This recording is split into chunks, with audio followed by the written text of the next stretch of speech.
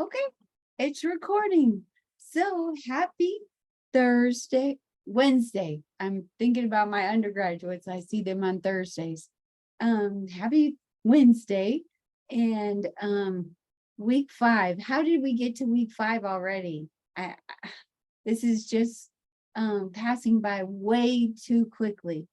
But I have to say that I felt really rejuvenated and so hopeful reading all of your outlines. I really saw some wonderful creative application of so much information. You know, we're drawing from Utah's standards of effective teaching, different kinds of frameworks, and weaving that into our own practice, looking at things about trauma. So it's a lot to handle, and especially in 7 weeks. So it was truly impressive what I was seeing with the outlines. And I am so excited to be reading the drafts. When you do the second draft, just put track changes so that I can quickly see, you know, where you're moving with it. And don't be too concerned if you're like, well, I don't know if this first draft is enough. You know, don't be harsh on yourself. Just think about that, you know, you want it to kind of push it as much as you can, but just know it won't be done. So, you know, don't be harsh on yourself if you're like, well, this is my first draft, here you go. So it's okay. However, you decide to finish the first draft, you still have a second draft, and then your final one.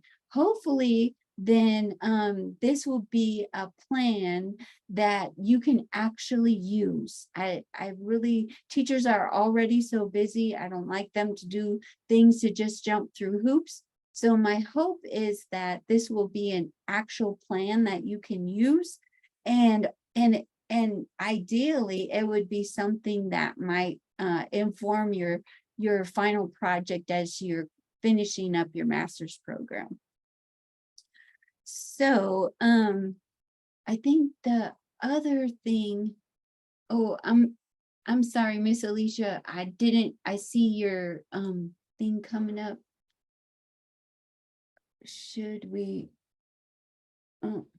wait? I'm sorry, I gotta have my glasses. I could just read it too.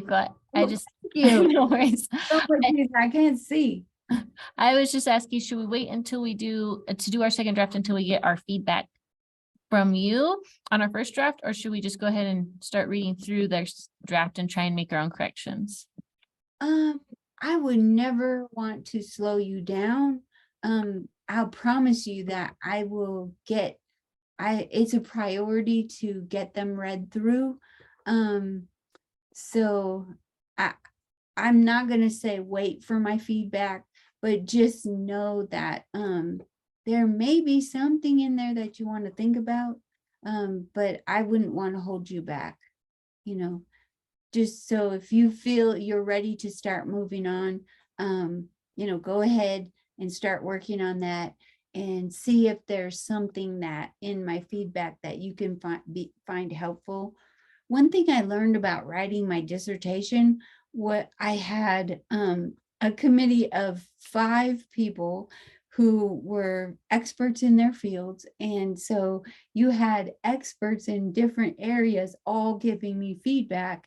And luckily I had a dissertation chair who was a good advocate for me. So he kind of blocked some things like, well, no, that doesn't seem really reasonable. But I also had to be kind of willing to say, okay, I've considered that. I've thought that through. Maybe I'm going to use part of that. Or maybe I'm not going to use it at all. So, you know, feel free. This is, you know, ultimately your project. I want it to be useful to you.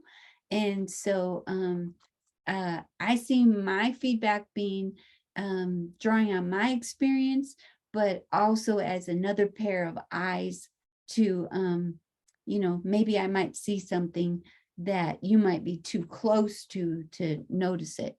So I would say kind of yes and no, in the sense that please, continue on. But, be open to if there's something that my feedback might be, like you say, oh, okay, I didn't think about that. Or, you know, I can revise that, because I know sometimes with publishing articles myself, I think I'll get the feedback from the journal, and I'm thinking, well, how was that not obvious to them reading it? But then I read it aloud myself and I say, oh yeah, it was clear in my head, but not in anyone else's head. So that it's meant to be helpful. That's all. That's a very good question. So I think the other thing is, as we're getting close to, now we're on the downhill side of week 5, be sure to be checking the grade book and make sure that I'm not making errors in recording something, so that by the time we get finished and we're ready to wrap up and submit grades, that you're sure that everything's been recorded. Because sometimes, like with these Zooms, I'll miss somebody that they were on the Zoom, but I skipped that or didn't see it or something, and then they don't get credit for it. And it can be the difference between, an A or an A-, something like that. So just keep an eye on your gradebook page as we're getting kind of close to the end, so that everything's the way you want it to be. Okay. Any other kind of like housekeeping things that you can think of?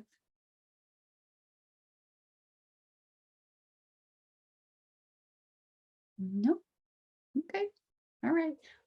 I think probably the only thing I would say, and yeah, you probably already know this, be sure to use headings and subheadings so that your paper kind of flows and it's easy to follow. But the content and the outlines was wonderful across the board, just really exciting and creative. Well, one other thing, Dr. Harris, when I looked at week 6 modules, it says read Learning for Justice magazine, but there was no file attached, just so you know. Okay, good to know. Thanks. Learning for Justice. Okay. Okay. All righty, I will get that fixed.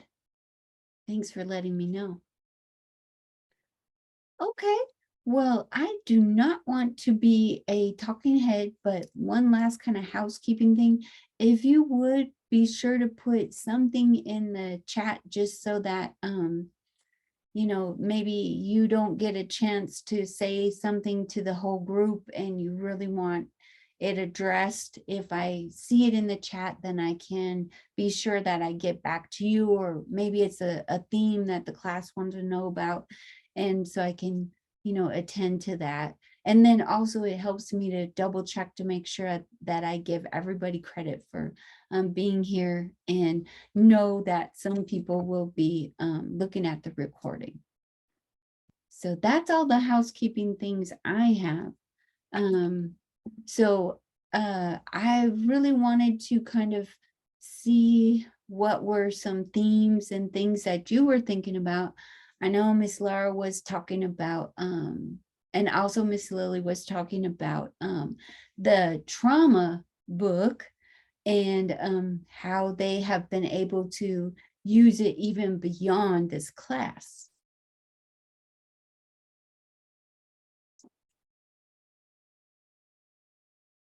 Yeah, before everyone got in here, I was talking about how my daughter is just dealing with her own little personal trauma, and she's in middle school. And I was able she wanted me to communicate to her teachers, and so I reached out to him and I quoted from this book. And I just said, I loved it because it said, people with trauma need flexibility so they can feel their feelings and not feel rushed and out of control because they're trying to fit in someone else's schedule. Our Mhm. one size never fits all in education. And that's particularly true when we think about mental health. And I really see how they're forcing these kids, you've got 5 minutes to go to the bathroom, hurry up, get there, you're Yeah. late, oh, you've got to hurry up and do this and put your phone away. And, she's just being forced to do so much, and she's not allowed to feel her feelings or have a bad day and take a minute. And so Yeah. I've actually gotten a really great response from her teachers.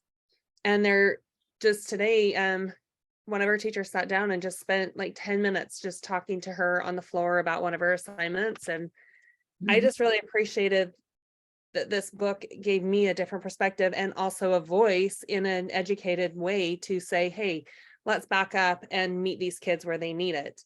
And as a teacher, that's helping me too, even with my third graders, to say, oh, they're not going to be able to just move from one thing to the next, and how I've got to give them time to decompress, and that's okay. So Yeah. I love that. I love this book. Yeah, I'm so glad. And it's not only hard for the learners, but for teachers too. You have a big class, you have all these things that are expectations that you're supposed to cover. So, kind of on both sides, it's not really very you know it, it's not good at fostering this kind of sensitivity and ability to care for the students and address it like that. You think about, okay, I've got all these children, and then I need to spend some individual time focused on what's going on with each one. But really, that is what we have to do. I know with my undergrads, they are always like, how can I always tell them, you have to start with the learner, not the lesson plan. And they really do wonder, how can you connect to every student? And yet we do, as teachers, we do. That is our job. And unfortunately, there's all kinds of trauma involved with things. I see too that some teachers don't know how to handle it or respond well. We had a situation with a student who was going into a public school and doing block classes, and um, uh, this individual is a female to male transgender person, and not completely finished with the process. And so the teacher in the classroom in the public school literally did not know what to do when this gentleman introduced himself as Mr. So-and-so. And then some of the children were like, but teacher, isn't that a girl? And so the teacher, I just can't imagine how flustered she was. And she did not have any idea how to respond. And so she ended up trying to consult with others, and they didn't know. And, it went up the chain of command, and people didn't know. And so it ended up being very harmful for not only the college student, but also the children were also like, something's wrong, that something's wrong. So I am a big advocate for teachers being prepared to address many of the realities that are in public schools now, and knowing that as our population is continuously changing, we are experiencing a lot of new situations where we might not always be familiar with it. And I definitely think trauma is one of those. I guess just jumping in, like on this talk of trauma, I felt like that fable, like, why are the babies in the Yeah. river, like encompasses so much trauma and like the stress that teachers are under and Yeah. that constant, I even, someone in the discussion board mentioned it too. Like, as I was reading it, I literally could feel the anxiety building up, even though like it wasn't me, because I started Uh-huh. thinking of my classroom and, one thing piling on top of another. Yeah. And I feel like trauma goes within that. Like my school, we had 2 students die at the beginning of the month of January. It was part of like I teach at ENIC, so they were like murdered by their dad, and it was just like so traumatic. And they came and they trained the teachers, and we had a 30-minute training right before school started of like, this is what you do. And like the book has been so helpful because it's like, oh, this is actually what I should be doing because I didn't get any support. But I felt like part of that too is what you mentioned is like that we need to find the root of the situation. And I feel like a lot of what the trauma is like we just want to react right away and we Yeah. don't look for the root. Right. And so I thought that Yeah. fable aligned right with that. Really. Mm-hmm. Yeah. Yeah. The children are facing, just these problems and challenges that we would never want them to, but it's, that's the reality of what's going on. So yeah, we're not insulated from that. I think Miss Emily, didn't you, your hand was raised or something? I do have my hand up. I Oh. actually really appreciated Laura's comments and Ashley's because they've connected with my school year. This is my second year teaching. And on my first year, I had a student die in her sleep, and she was actually one of my IEP students, so it was really traumatic. And then one of the students that I worked with, I found out a lot of her background, and she had been sex trafficked by her sibling for a very long time. And he then ended up committing suicide the year before she came to the school with me. And so I was trying to be trauma informed, and I know I failed completely, but it was a learning process. And going off of the reading that we've been doing, an additional book that I read that was really helpful and helped me like see kids in a different light, because I struggled making connections with this child because I mean, I had not had any experiences like that, and I was trying to understand her. And was Kids These Days. I read that book by Jodi Carrington, and it actually has a whole chapter on trauma, and it has a chapter on how students think and respond to things, and it was really helpful. And like it goes back also to the babies in the stream. I was thinking, oh my gosh, these are my kids that are rolling down there, and how am I going to save them all? And I can't. And so I love the learning experience that I've gotten. I've gotten to experience from these children, their view, and it helps me see that they are human beings, even though sometimes I just want to scream at them. But they're trying so hard to do their best and to be normal, even though they're not. This is the book, Kids These Days. I got the title. It's fantastic. And she also does an additional book, Teachers These Days. We did it as a read here at school, and our principal bought it for us. And it's probably one of the best books. She actually does the Audible version of it. She's foul language, but fantastic woman. Okay. Just in case that offends anybody, just to put that out there. So it's worth a read, and it helped me help my students. So thank you for you guys' comments. Let's see, I saw another. Miss Stacy, you were going to say something? Okay, I'm really hoping my puppy chooses to not bark his little head off during this time, so bear with me if he does. I just wanted to kind of go off what these ladies have been saying. So this story is a little bit outside of trauma, I would say, but I worked before I was a teacher as a camp counselor for like 7 summers. It was awesome, best job I've ever had. But I always think when we think about like just, I don't know, situations that we don't super understand. And I think a lot of times when we have students in trauma, we have a hard time understanding what exactly is happening, where they're coming from, things like that. And I had this little girl one summer that we had a sweet boy in our camp that had Down syndrome. And the nature of summer camps, I mean, there aren't a ton of kids with special needs like that because they're fast paced and they're honestly are usually camps for kids with special needs. So it was awesome, such a good experience. But these kids hadn't gone to school yet. They were pretty little.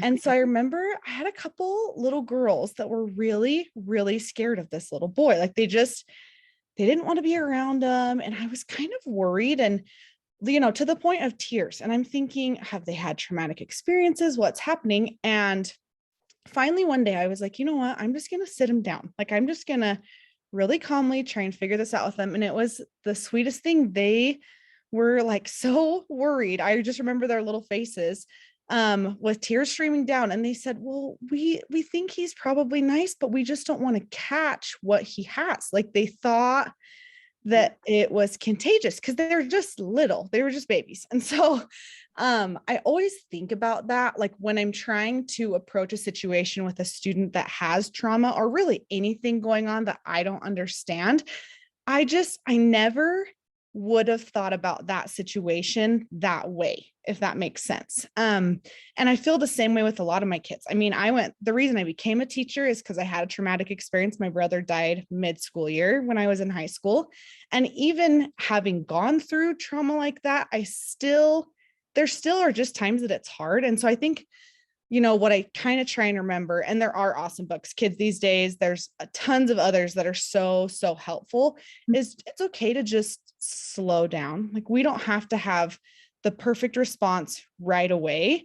Yeah. It's okay for us to kind of just be there with those tiny humans or older humans and try and just kind of understand where they're at. Yeah. I think you'll get a lot farther with actual, effective learning, teaching and learning, if you can do that.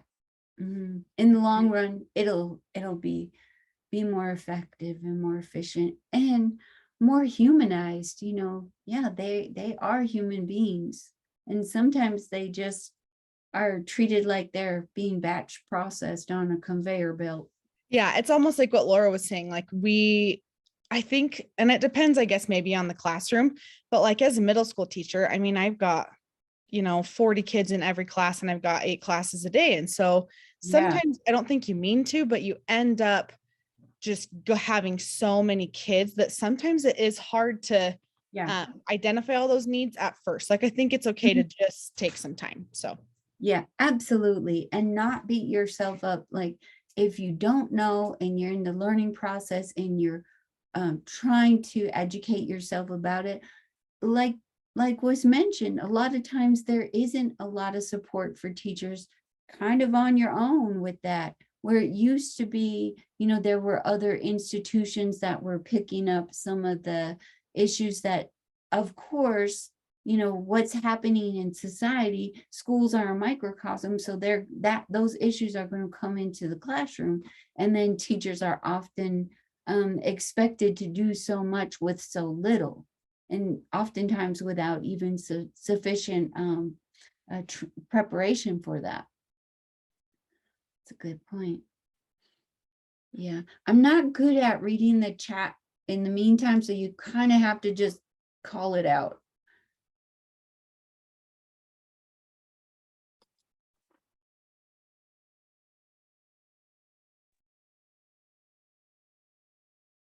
I just want to say, I feel like this book that we're reading by Alex Bennett, I feel like for me as a teacher, sometimes we need that written just for teachers, our trauma-induced experiences that we're going through. Because just by reading from it, I feel like I've reflected more on myself and maybe like how I react to certain situations based on some experiences I've had. And so, I feel like it's been helpful, not just me as a teacher, but me as myself in like my reaction and how I deal with other kids. So like, I feel like it's not just for our students. This book has been fabulous for teachers as well to reflect on ourselves. Yeah. And I didn't even think about that. I was just looking for a text that would really kind of address the babies in the river, sort of an idea. Because a lot of times what I've seen is kind of this, kind of like the notion of grit and where it's like taken out of historical context and you know, almost in like a psychological fog or something. And so I really like this one, but I didn't think about it as being for teachers themselves. But that's exciting because I do feel like as teachers, you know, we're kind of in the shadow of a lot of things. Like for myself, being a mother of kids that didn't pass as white, and then I was a teacher of kids that didn't pass as white.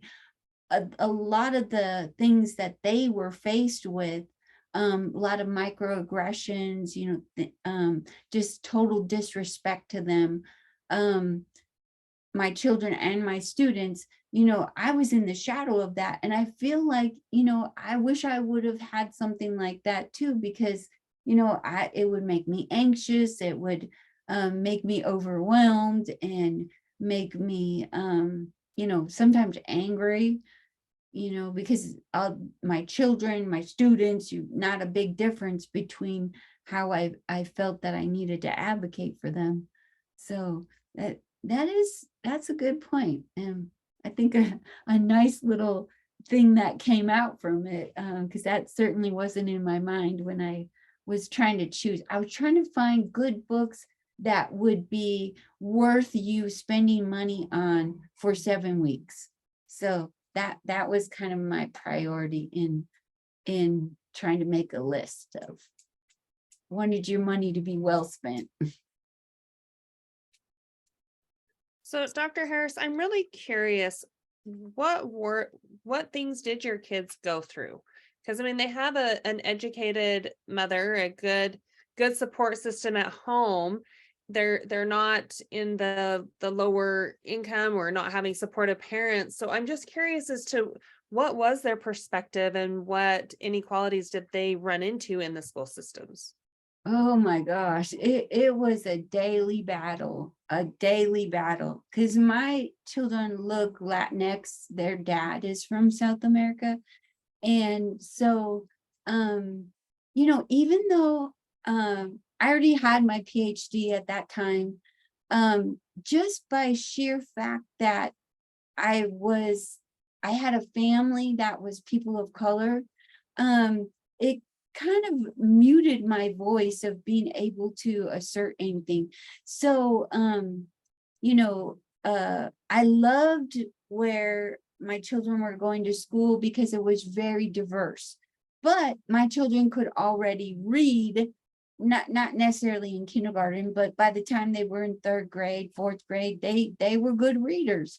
And so a lot of times the teachers would just be like, you know, they give them a magazine to read in the corner while they're addressing behavior management or whatever. So they weren't learning.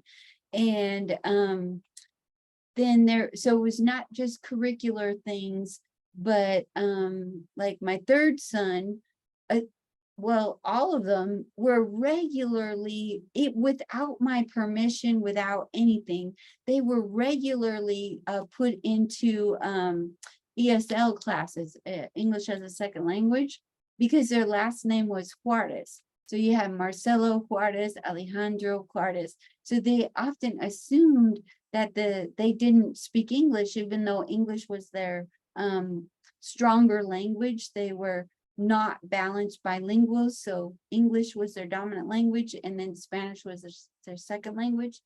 And so I regularly had to fish them out of ESL.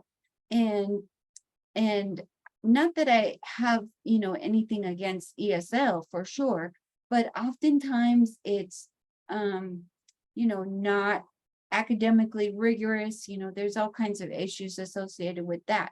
So I always have to go pull them out of special education, I mean ESL, and just things like the teachers having these low expectations and assumptions about my children. They would assume that they didn't have a dad in the home, that we didn't have books. And so really the way that it worked out best for me to interact with them was to make sure that I called them and said I was Dr. Juarez. And so got to the point, even one time they lost my child. They just let him wander around. I guess he was going to the office for some reason. And so he had called me to go pick him up. And so I went over to the school and they couldn't find him, didn't know where he was. Like, how do you lose a fourth grader? So it was just constant, to the point that when I would walk into the building, the school staff, the principal and a lot of the teachers, the coaches, they would have these walkie-talkies. And I don't know this for a fact, but I'm pretty sure it happened because it was so consistent. I think that they would say, Mrs. Juarez is in the building. And they would come to me because, I just was constantly having to address the safety, the quality of education, the discipline issues. It was just constant. And I didn't feel like, if it's not okay for my child, I don't think it's okay for other people's children, like my neighbor's children. If it's not okay for my children, it should not be okay for my neighbor's children. So it got to the point where, and I'll send you all this letter to the editor that I wrote at the time, because I was just beyond exhausted from all of this challenging of like just trying to get my kids to have a quality education. So finally the school district said to me that they said, look, why don't you go around the school district and you pick a class or you pick a school? This school isn't measuring up to what you want, so why don't you go ahead and just wherever you want to go, we'll transfer your kids' records over there. So I spent quite a bit of time, going to different schools, observing. And so I go to a school on the East Bench and in Granite School District. And, my children, we lived in South Salt Lake. And so I went over there and I thought, now this is wonderful. It's very, the curriculum is very engaging. It's higher level thinking. The kids aren't treated like they're in a prison. So I loved it. So I said, okay, I got the school. So my kids started going over there.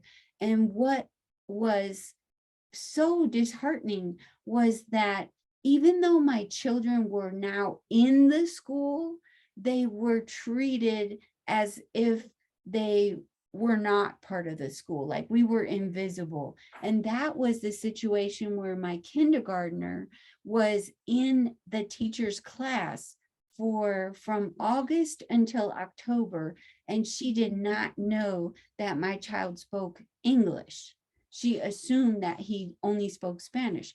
And so she had gone that many weeks without actually interacting with him. And so she wanted to put him in special education. So when she called me about it, I was like, well, here we go again. And so, I'm trying to be professional about it. And I asked her, well, what is it that, concerns you so much? And she said, well, when we go to circle time, he doesn't sing his name and he doesn't know what this is. And so she honestly thought that, I guess she didn't know that you can assess children in different ways and you should assess in multiple ways. So even though my children were in an environment now that did offer higher academic achievement, they were still excluded from it. So it truly was just a constant battle where they would say to me, well, you know, there's a problem that your children hear Spanish at home, because their abuela, their grandmother, she only spoke Spanish.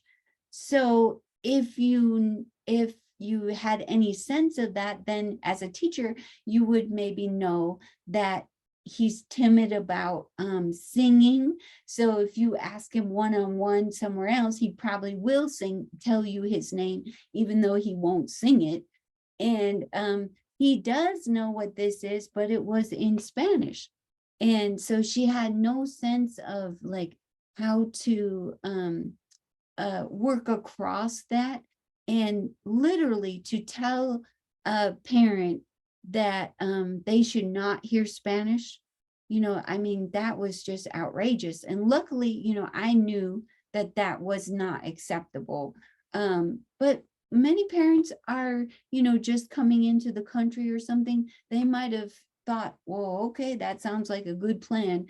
You know, I want them to do well in school here. So, you know, we won't speak Spanish to them. Well, that's not even possible for some parents, because that's their primary language, or maybe their only language as they're acquiring English. And then we know from the research that children actually acquire a second language faster through their first language. So it was clear that they had no sense of how to handle children that had a diverse background. So do you see what I'm saying? Like, they were in a very diverse area. It was very, you know, run like a prison. And then I get them over to another area, and because of their brown bodies, they still didn't have access to a quality education. So there was a lot of things that I had to do kind of on my own with his aunts and uncles and myself, kind of supplementing their education. I even did homeschool them for a year, but I was also going to school. I was, you know, I was teaching, and I was doing a lot of things in the community. And so, you know, I couldn't do homeschooling full time. So, and I didn't think I should have to. I wanted them to be in a public school setting and interacting with other children. And I believe in public schooling. So that it was truly just such a difficult thing to go through as a parent. And as I said, as a teacher, when I would take my children, the students, to the public library, whenever something went missing, like a leather jacket went missing, I got a call. They thought it was my students, because my students were primarily Latinx kids. So we constantly had things like that, where people expected bad behavior from them, were surprised when they excelled. So it was constantly something where I had to kind of constantly be blocking the kind of microaggressions and even not so subtle abuses and low expectations that were coming at my children. And just by sheer fact that I was their mother put me in the shadow of that. So it was almost like my voice was muted, even though, you know, I was clearly much more educated than even some of the principals. And but that my children were Marcelo Juarez rather than you know, Darren Smith. that made a big difference. Thank you for sharing that. I don't have that experience, and I have been very sheltered in my own life and in my education and just in where I've grown up. And so I we're reading all of these things and studying about biases and inequalities and inequity, and I can read it and say, yes, I understand it, but I don't think I understand it because I haven't really experienced it. Yeah. And so to hear, you're a white mom, yes, your kids have brown skin, but you're still fighting for Yeah. these injustices. And I can't imagine what these moms of these kids, where the mom doesn't speak English very well and she's fighting for this, but she doesn't really have a voice if we're pushing them aside and saying, no, you don't understand. Yeah. I think we need to back up and say, we don't understand, and really value these parents. And I just thank you for sharing that, because I don't see it the way that everyone else sees it, and I want to understand it. And it did help to hear your experiences. So thank you. Yeah. And definitely I did have, advantages, being a primary English speaker. I do speak Spanish, but English is my first language. And, that I guess I know the educational lingo that you need. So, but even that did not put us over the hump of being constantly subjected to that. I think I interrupted somebody. I'm sorry. Oh, no, it's okay.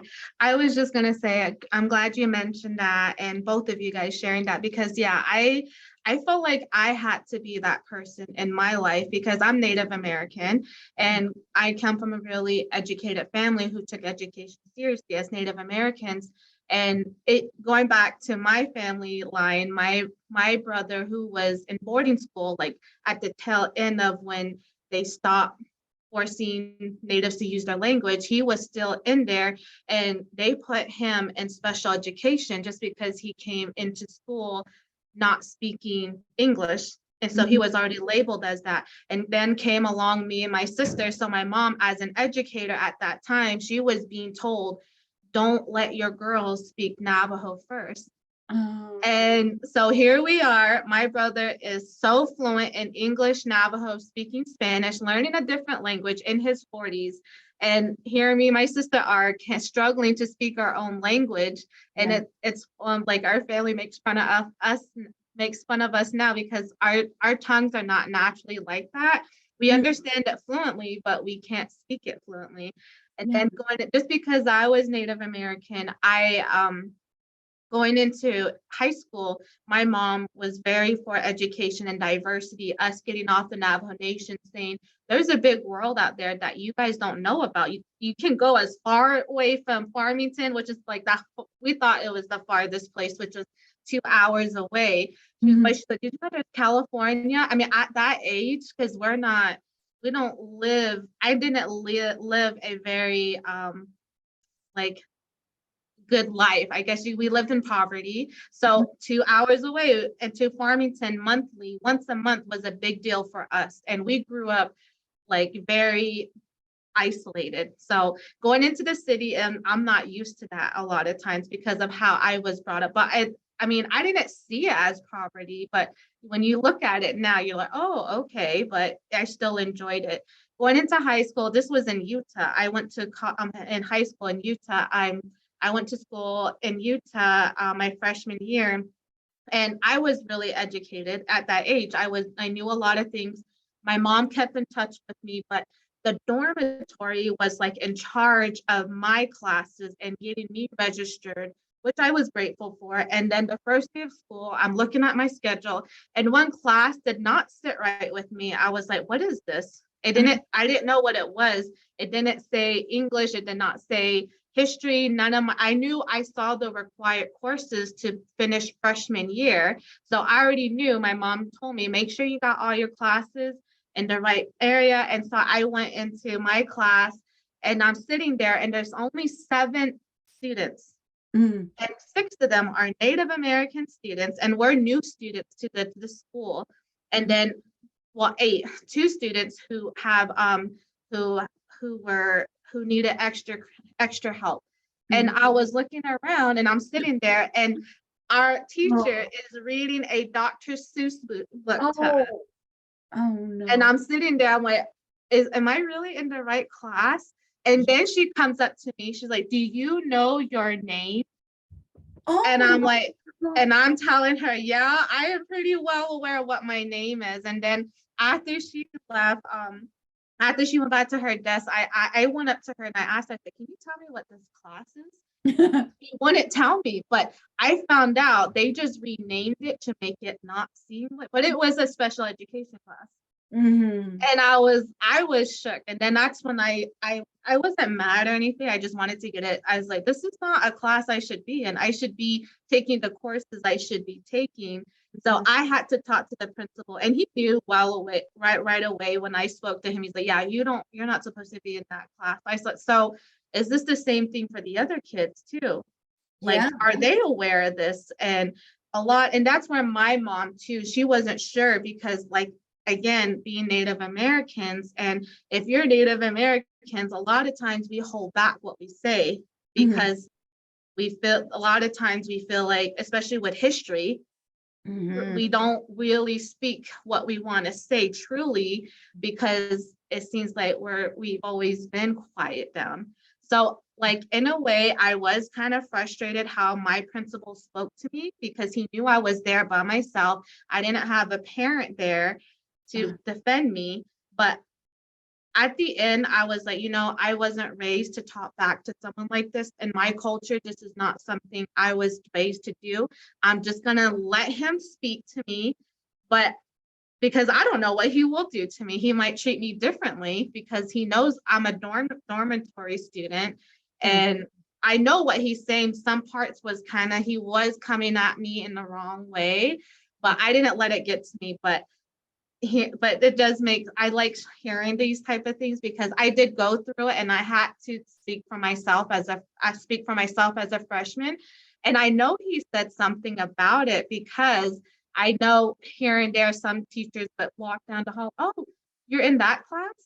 Shocked that I was in those classes. Like, they would come back to me randomly, how are you doing in the class? Like, they're expecting me to like fail or they're just shocked that I'm even surviving in that class. Yeah, so it happened when I was in high school, but since then I don't think I've seen it happen again. That's good. But yeah, it's just a constant thing, very constant. And my husband now he is African American. So I mean, we sometimes, people you can tell we don't always get good service. Like when we go to a restaurant, it's like we've been there, clearly somebody should have come to our table, and it's pretty easy to know what it is if you're the brunt of it. So if it's just me walking around, that doesn't happen to me. But definitely when I'm with my family, then that just being in the shadow of that. And I think teachers, we don't even when teachers, it might not be something visible. It might be something that maybe they are struggling with their sexuality or something like that. We might not see that, but it's still very real. So yeah, that's a good point. A lot of times it is like, well, if it doesn't happen to us, we know it's real, but what is it actually to live in those shoes? And sometimes when you live in the shadow of it, it's in your face, and it's definitely a constant thing. So I think teachers being aware of that, they're able to address that a little bit better. Which is the whole point about exemplary teachers, right? That is completely what makes a teacher exemplary, is that they are above and beyond because they're able to handle that so what thing. You remember how we read about Big Mama and Miss Mac, and so they were very aware of how oppression worked, and yet so they were warm and they were demanding. And so, you know, that it wasn't that they were ignoring or minimizing what the learners were going through, but what makes them exemplary, they had high expectations for students' academic achievement.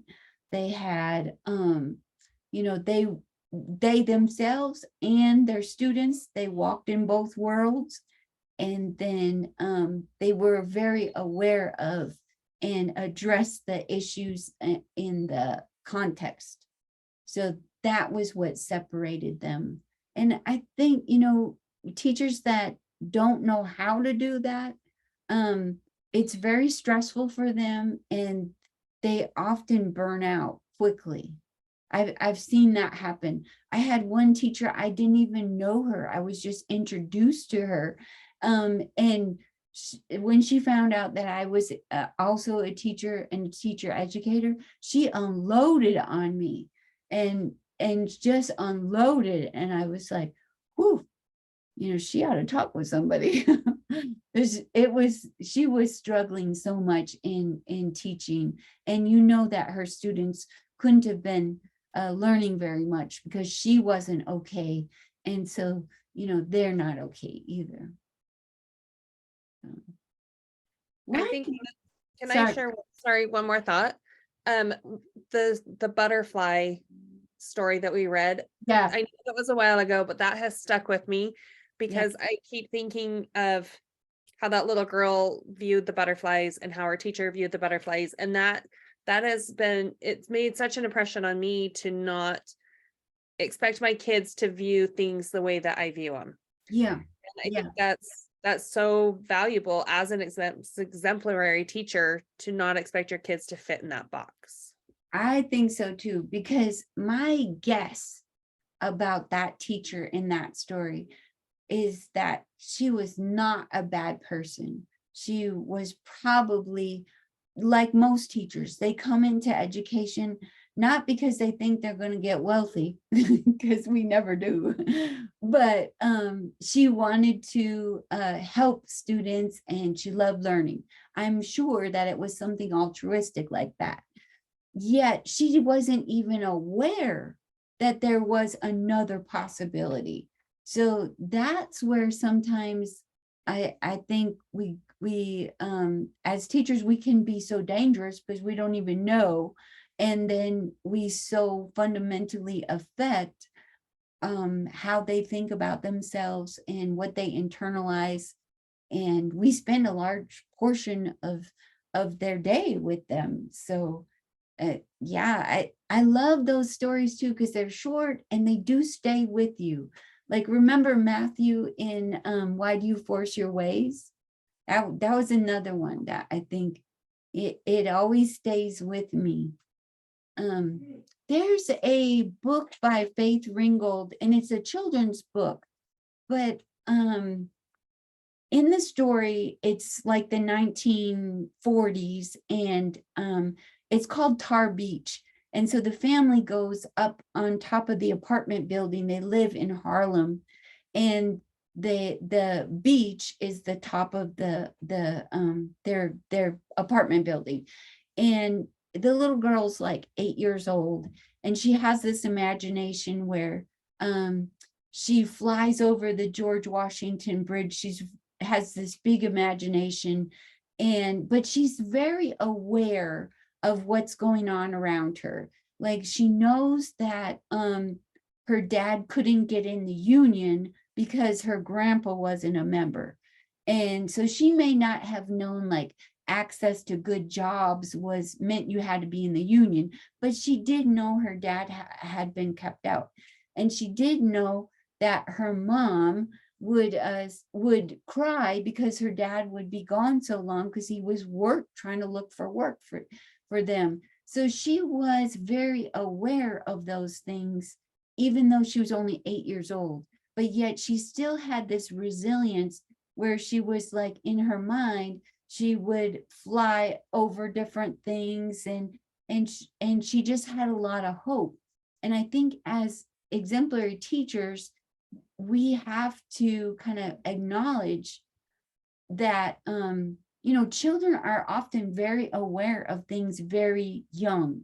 Like a lot of people believe that toddlers do not see color, and that's actually not true.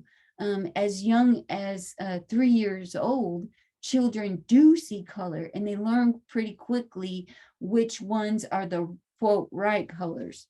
So children know that, and so we do a disservice to them by not acknowledging and kind of, you know, taking into consideration, you know, even if we don't even understand. With the butterflies girl, that teacher, she could have asked, well, why do you think that? You know, why do you kill the butterflies? It, you know, we don't know everything, but we could ask. So, oh, shoot, this hour goes by. I enjoy you all, so it goes by fast for me. And I know that there's probably so much more to be said, and probably many of you have many more things to say. And yet, we've got 4 minutes. So, put anything in the chat that you're still, that you're like, if I don't get this out, it's gonna tear me up. You know, if it's something burning, just put it in the chat, and I will look through those. Do you feel pretty good about your final projects? Oh. Now that one I can read, Miss Laura.